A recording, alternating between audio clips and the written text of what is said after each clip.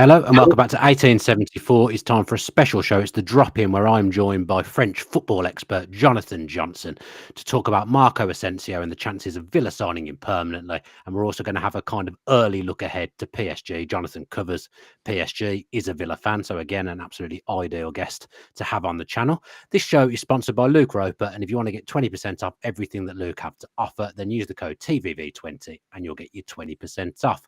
Right, afternoon, Jonathan. How are you? Doing very well, thanks, mate. And yourself? Yep, really, really good. Obviously, another brilliant week to be a Villa fan. And Jonathan, the week you have been waiting for, probably for 15 years, is it? More than that, I think it's probably going on. Yeah, I mean, definitely a good sort of half of my lifetime. I didn't want to come in too high with the guessing. I so I picked up, I picked up sort of following PSG in sort of my mid-teens, so like 16. So yeah, I mean, it is going on sort of like 15 plus years now, and having covered them since 2011, and the amount of times I've been asked over the years, what would you do if Villa came up against PSG? And because of where Villa were most of the time when those questions have been asked, I've just laughed it off as something completely improbable. And now fate, I guess, had something else in mind, and suddenly I find myself looking at PSG against Villa in a Champions League quarter-final, which if you told me this even sort of 12, 18 months ago, it would have been mind-blowing. Yeah, God, it is. I can't stop smiling when I think about it. I think, the last few months watching PSG a little bit more, and obviously seeing the two legs against Liverpool, they are an incredible outfit, and they've got some frightening players. It's going to be one hell of a game, but we'll talk about the game ever so shortly. Wanted to start by talking about Marco Asensio. There's obviously been a few murmurs that Villa are going to try and sign him permanently. PSG are okay to do business. Obviously he started absolutely superbly for Villa, 7 goals already. I think he's already Villa's 3rd top goal scorer. Has just made such a great impact to this side, and will be so important in the back end of this season. Obviously, you're a French football expert, French football journalist. What are you hearing around ascending to Villa permanently? I mean, there's a few things at the moment. There certainly is sort of an interest and a willingness, from Villa to sort of explore the possibility, of making that move permanent. And there's definitely still interest on PSG's end, in seeing that deal become permanent. I don't think there's necessarily any rush on either side at this moment in time, because obviously there's a lot of football still to be played over the remainder of the season. But it is safe to say that, the likes of Asensio, as well as some of the other guys who left on loan in the January window, your Kolo Muani's, your Skriniar's, they don't really feature in Luis Enrique's plans for the future, sort of, beyond this season. That, doesn't necessarily mean that, they're not top quality players. I mean, as Asensio has shown, since arriving at Villa Park, and I'll be honest, when I was on this show sort of a couple of weeks or a couple of months ago, I know that, I was sort of urging caution in terms of the expectation of Villa fans, because, he had been so hit or miss in Paris. But then, to have hit this vein of form, this is the most consistent I think he's been since some of his very, very early days with Real Madrid. And it just goes to show that, Unai Emery, knew and understood the player very, very well from, having seen him up close when he was coaching in Spain. When the opportunity finally presented itself, Villa have, pulled off what looks like a masterstroke piece of business. And I do think something, that has kind of caught my attention in the last couple of weeks is, how attentive a lot of the people in and around PSG have been to Asensio's form. And suddenly the fact that they know that he's going to be eligible to play against them over both legs, it's suddenly in this rich vein of goal-scoring form. And PSG have a habit of, having these players that come back to haunt them. Look at what happened in the 2020 Champions League final. Kingsley Coman, youth academy graduate, scores the only goal of the game, wins Bayern Munich the Champions League in PSG's only final appearance so far. It does feel like it's kind of written, regardless of what happens over the 2 legs, that Asensio potentially scores in at least one of them. And probably most PSG fans would say they expect to see him score a public pass. We spoke earlier before we came on that you just said there as well that PSG is kind of, they've been alerted to how well he's doing. Obviously, he's going to play against them. next month or so. Does that factor into what they might have had an idea of price in their head, if this was to be made permanent, if Villa had put a kind of obligation in or a potential future fee in, that they might have had an idea between them of what that fee might be. I don't think that there is anything in place around that line, whether it be mandatory or whether it be optional. Obviously, because he's doing well now, do you think PSG would then look at that and think, actually, we could knock the price up here? Or is it a case of he's a player who they know isn't part of the plans? They got him on a free transfer. Obviously, they're paying him a hefty wage. Would it be a case of they'd just be wanting to get the wages off the bill and not look for too much more on the transfer fee? I mean, I think something that is maybe to Villa's advantage is the fact that PSG didn't actually pay a fee for Asensio when they signed him as a free agent. Villa fans cast their mind back a couple of years ago. Villa were linked with him very early on when it became clear he wasn't going to sign an extension with Real Madrid. And then obviously PSG jumped to the front of the queue and managed to nab him instead. So, I do think that obviously PSG will look to turn a profit on him, but it's important to remember that sort of asking price tag doesn't have to be that high, given that PSG's outlay for him was minimal. Obviously, yes, he has been benefiting from a very nice wage packet since his arrival in Paris. And that is something that PSG would want off of the books entirely. And I think that would also be factored into any, sort of potential deal. And I think, you look at the people who would be in charge of the negotiations as well. Luis Campos on the PSG side and Monchi on the Villa side. Two very, very smart, very experienced, transfer gurus, for want of a better phrase. And, I think ultimately, both of them, if they put their heads together, would probably come up with a deal that is, very beneficial to both sides. It wouldn't surprise me if, PSG tried to insert some sort of sell-on clause or, potential bonuses in case, certain performance-related objectives are met by Asensio in his first full season under contract with Villa. But I do think that it's a great opportunity for PSG to cash in on him as long as they don't get too ambitious in terms of what they're looking for based on this current hot streak of form. But also I think it's if Asensio's form continues, it's going to start becoming quite a pressing topic, because there will be a lot of other clubs as well who wake up to the fact that Asensio is now very much the player that many people have known he could be over the years, but I've only seen brief glimpses of. So, that is something that I think, Villa will have to be wary of as well. But I do feel confident. I think that Asensio seems to be very happy so far, with his decision to join Villa and obviously the form that's come with it. So I do think and I do feel that ultimately all parties at this moment in time would be favourable, to striking some sort of deal. And I think in terms of PSG and some of the players they got out on loan, it's a similar case with Kolo Muani as well at Juventus, who's hit the ground running. So it's, like I said earlier, it's not because, the likes of Asensio and Kolo Muani are not good enough for Luis Enrique's PSG. That's not true at all. PSG do have an absolutely stacked squad in terms of talent. It's just in terms of the stylistic fit, some players are better suited to what Luis Enrique is trying to achieve than others. I mean, look at somebody like Gonzalo Ramos, a pure predatory goal scorer, is able to step up off the bench, not touch the ball at Anfield, and still bash in a really composed penalty and help PSG get the result over the line. And he is essentially playing a bit part role at the moment, and is a top class player who would walk into so many other teams across Europe. So I think when you're looking at the case of Asensio and the case of like Kolo Muani as well, it's not that these players aren't considered any good by PSG. It's just that it's been made very clear by Luis Enrique and his staff that they're just not the best fit for the system. So I do think there will be an element of a sensible approach from PSG, and that they know that they want to get these wages off of the books and therefore need to strike a sensible and realistic transfer deal. So like I said, it wouldn't surprise me if many of the talks, once they do sort of get underway in a serious way, which I expect that they will do, I think it will be structured in a way that PSG could potentially earn a fair whack of any potential future transfer fee, sort of in a year or 1 or 2 seasons time.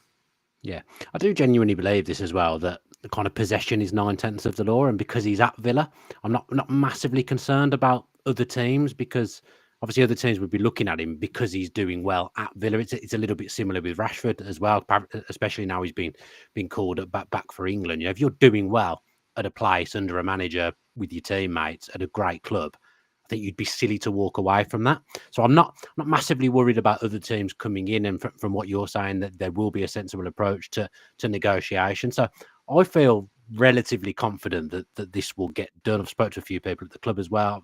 I feel that this is maybe not, the wheels aren't in motion at the moment, but I think it's something that at the moment is bound to happen.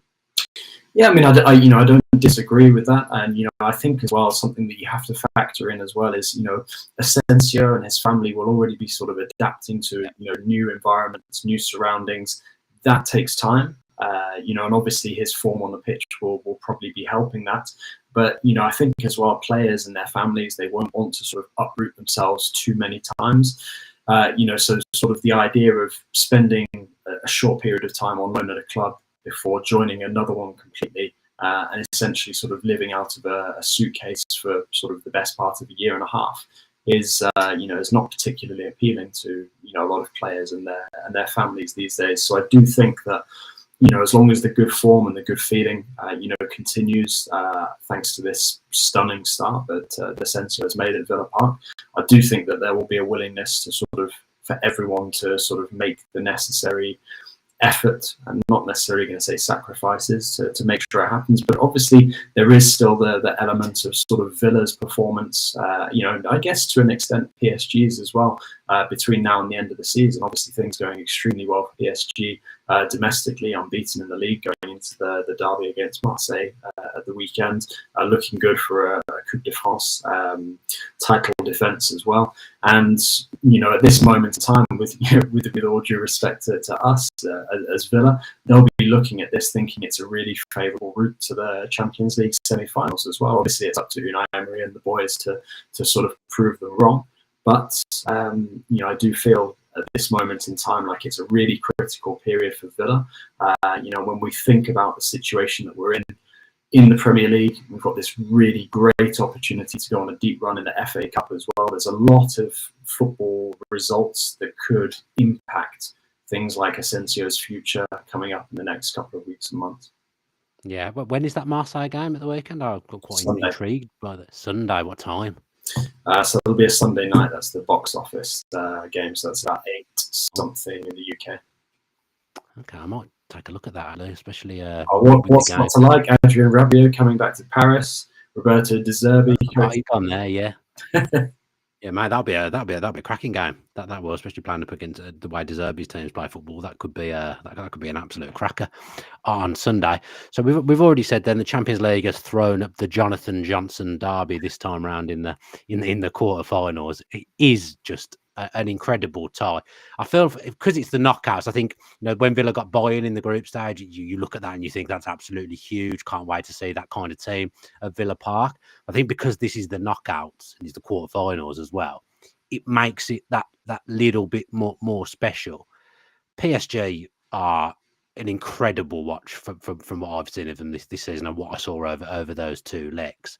I'm determined to make this phrase catch on. I've tried it a few times now and it's not really worked. I'm going to try it with you.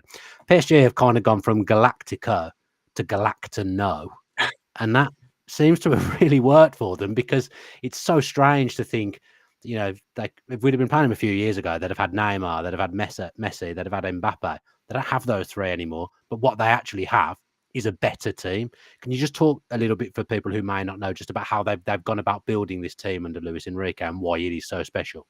Yeah, I mean, it's been fascinating to watch over the last sort of year or so, because I mean, I think as well something you have to bear in mind is you've got this crazy sort of like outlier as well in the fact that they went on a run to the Champions League semi-finals last year in Mbappe's final season. Obviously lost out to Dortmund, which with all due respect to Dortmund, that PSG side probably shouldn't, and they probably should have been going up against Real in the final, and sort of Kylian Mbappe's last action in a PSG shirt, could have been to win them the Champions League against his future club. Obviously, we know that didn't come to pass.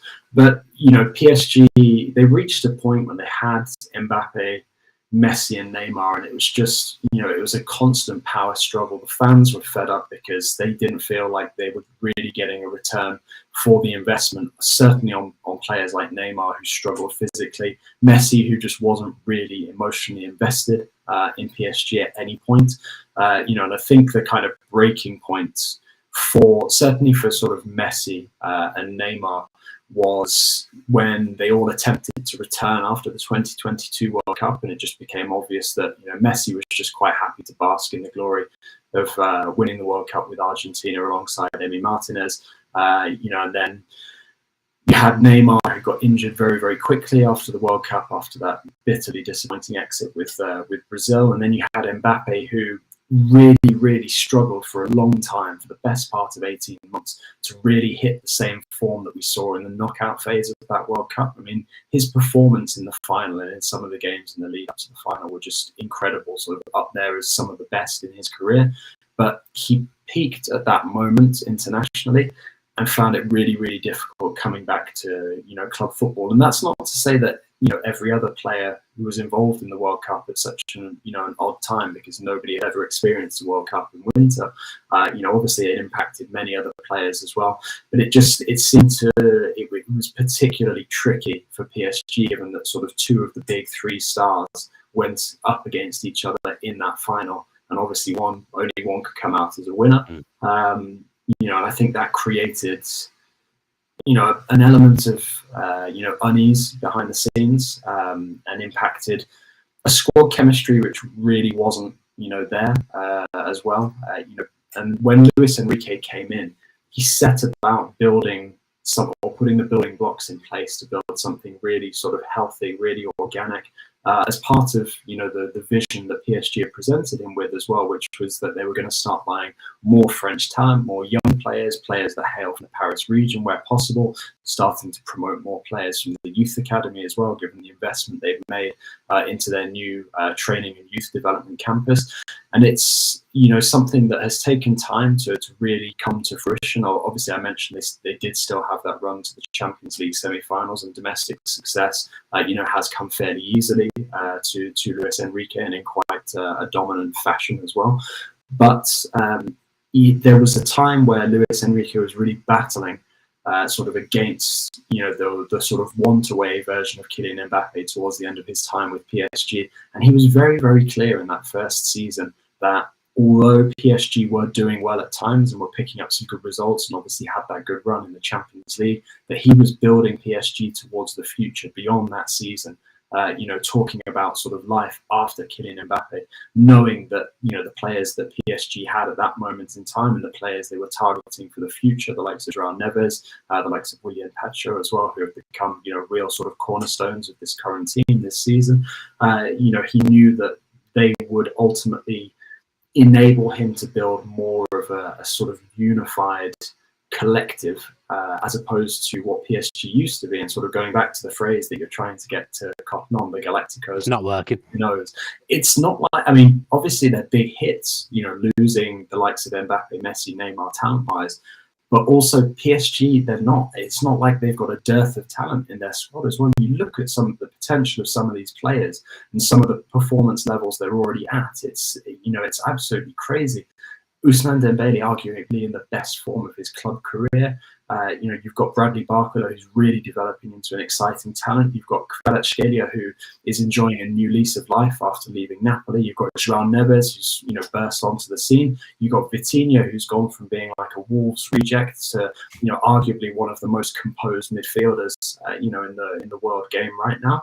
And PSG are truly a scary proposition, but I think what makes them so daunting for clubs to come up against is the fact that nobody has really seen a properly serious PSG like this since the very early days of the Qatar era, when it was kind of a self-managing team where you had the authoritative likes of Zlatan, Thiago Silva, Thiago Motta, Maxwell, these incredibly experienced and incredibly gifted players, who took themselves seriously and wanted to take PSG on to the next level. And they never got PSG as far as some of these talented youngsters have managed to do last season with PSG, but also this season as well, in reaching the quarterfinals. So I do think that there is a sense that, you know, this PSG still is a work in progress, which obviously is a frightening proposition for any club in Europe, let alone Villa. But also that it was inevitable that PSG would ultimately be much, much stronger and more convincing once they ditched that individual approach and really focused on the collective. Yeah, but I just wanted to kind of name check a couple of players who I think will be key across the two legs for PSG. You've mentioned both of them by name, as of course you would, because they're both fantastic players. But Vitinha is almost like Verratti incarnated in some ways, maybe a little bit less bite than Verratti, but he is just absolutely sensational. Is that deep lying midfielder? He just moves the ball so well. The weight of pass every time is spot on. The way he manipulates the ball in his close control, can wriggle out of tight spaces. It's not come from nowhere, but he's suddenly, like you say, just become one of the best midfielders in the world, and he'll be crucial across the two games. And Villa will have to try and get a hold of him. You can imagine John McGinn or Kamara trying to kind of do a job on him a little bit. Yeah, absolutely. I mean, the other thing that I would say as well, sort of in terms of the Verratti comparison, I actually would probably favour João Neves for the Verratti comparison. And I think something that's kind of caught on a little bit with sort of the guys that follow PSG that I spend a lot of time obviously dissecting the performances with. He's like Verratti without sort of the penchant for smoking cigarettes and going nightclubbing. It's it's phenomenal to see a player that young, that composed, and sort of he's just got this elasticity to him, which is just, it's incredible to watch when he's sort of moving the ball around, and he complements Vitinha. That sort of metronomic quality that Vitinha has developed in the middle of this Luis Enrique team so well. And then when you think about sort of the Fabian Ruiz we saw at Euro 2022, and then the fact that he's managed to maintain that form for the most part since that tournament, I think it's a really, really impressive midfield, and it's definitely going to be a challenge for Villa matching up against that. And I do feel that Kamara will be absolutely key, not just because he's going up against a team from his homeland, and he'll know some of the players from when he's able to meet up with the French national team and from his time in Ligue 1 as well. But just because of the fact that it's going to be absolutely crucial, and Unai Emery will know this. That midfield has to be disrupted somehow, because it really is, the beating heart of this Luis Enrique PSG side. Yeah, you can't let them get control of the game, that midfield, because they'll find that front three. I mean, the front three is just frightening. It must be a defender's nightmare, because every single one of them will just pick up the ball and drive at you. And you'd imagine Villa will have to try and keep it relatively compact, especially in the first game. They can't let the game get away from them in the away leg. And the fact that they can just, at the moment in the Champions League, and just bring Doué on. Just when, whoever's playing the worst out the front three, just bring Doué on. That's absolutely fine. Because the thing I noticed across the two legs was sometimes players aren't even playing in their right position. Kvaratskhelia in the first leg was playing on the right-hand side, which isn't his best position at all, because obviously him and Bacola, it's both of their best position. He's probably on the left. And in the second leg, Kvaratskhelia probably played more from the left. He is, I want to say he's like nothing I've ever seen, but I don't know whether that is true. But he has just come to PSG and just hit the ground running straight away, it seems, from what I've seen. And in the Champions League, two games, I knew he was a good player, but I don't think I quite realised how good he was. Yeah, and I think many people are still discovering, just how good he is, because obviously a lot of us would have seen him sort of shining on the continental scene for Napoli when they were having that incredible season, and obviously won the Serie A title as well. But people are now discovering sort of exactly what his playing style is. I think there's a lot of excitement as well in the PSG fan base, because he's almost a little bit of a throwback to the Javier Pastore days in the way that he kind of moves about the field. Obviously a different type of player in a different position, but sort of a couple of similarities there that's enough to sort of get some of the PSG fans feeling a little bit nostalgic for that era that I mentioned earlier, with the likes of Pastore, Verratti, Zlatan, and the others. And I think Kvaratskhelia and sort of how that front three works, it's going to be a really interesting dynamic to watch, because like you said, the competition is really rude at this moment in time when you've got Doué sort of competing to try and break into that starting 11. You've got Barcola, who's sometimes having to sort of be sacrificed and play on the right instead of the left. But then you've got Dembele, who's suddenly gone from one of those wide berths on the right to playing through the middle, but not in a number 10 way, but now in a number 9 way. And it's suddenly completely changed the dynamic and sort of how PSG look when they're going forward. And you look at that strength and depth of quality. And I mentioned Gonzalo Ramos as well. He's now potentially we're talking like 5th in the pecking order in terms of an attacking starting 11 position. It's crazy, and it's you can sort of understand a little bit better when you're looking at that and considering it. Why sort of Asensio and Colomwani were allowed to move on in the January transfer window, because there's just no chance that they would get ahead of those at least those 5 for a regular starting minutes. Yeah, Dembele, it's the way he can. Sometimes he'll drop deep and pick up the ball and kind of create space for the other 2 boys. Sometimes he'll just get you in behind. I think he's been great in that number 9 position, and his goal scoring record over the last few months is absolutely incredible. I don't have the numbers in front of me, but the numbers that he's getting at the moment in terms of goals are probably, it's got to be the best in Europe. I can't see that anyone will be near his numbers at the moment. Saying all that, obviously we want Villa. Well, I don't know what you want actually, Jonathan, but I want Villa to. Honestly, people have asked me, and I don't take long to answer the question. I want Villa to play the best they can and to win, obviously. My heart says that ultimately PSG have the advantage, and I would expect them to advance over 2 legs, but I wouldn't rule anything out. I think Unai Emery thrives in this kind of scenario. He's excellent when setting his teams up, certainly when it comes to playing his former clubs. But in this kind of game where, Villa are absolutely the underdogs, you look at some of the results he's pulled off in recent years in Europe. Villa fans will probably remember what he was able to achieve with Villarreal against Bayern Munich, and some of the really famous, European performances over the years that he's managed to produce with clubs, including PSG. Many people will forget just how good PSG's performance in the first leg against Luis Enrique's Barcelona was because of what happened in the second leg with Remontada. But that was a complete performance where PSG wiped the floor with Barcelona. And I think that dynamic as well, Luis Enrique going up against Unai Emery once more, sort of the best part of 10 years after that matchup, that's going to be really, really interesting as well. I mean, there's so much to like about this game, but make no doubt about it, my allegiance will be with Villa, and I hope in every possible way that Villa do end up pulling off a shock and advancing.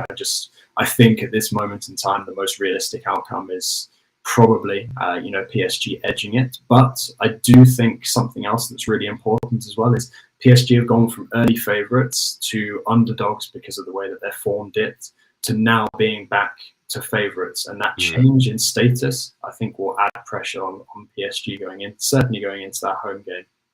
I think it suits Villa being the underdog as well. I genuinely believe sometimes Villa are at their best when they're the underdog. When you think back to the double win against Manchester City and Arsenal in the same kind of 4 or 5 day period, you think about the Bayern Munich game, like first home Champions League game at Villa Park. I think it actually suits Villa being the underdog. There's no Marquinhos in the first leg as well. That's also something that really needs to be sort of kept in mind. If it's going to be Lucas Hernandez, who really is struggling for fitness, obviously since recovering from putting his body on the line when PSG last made it to the Champions League semi-finals.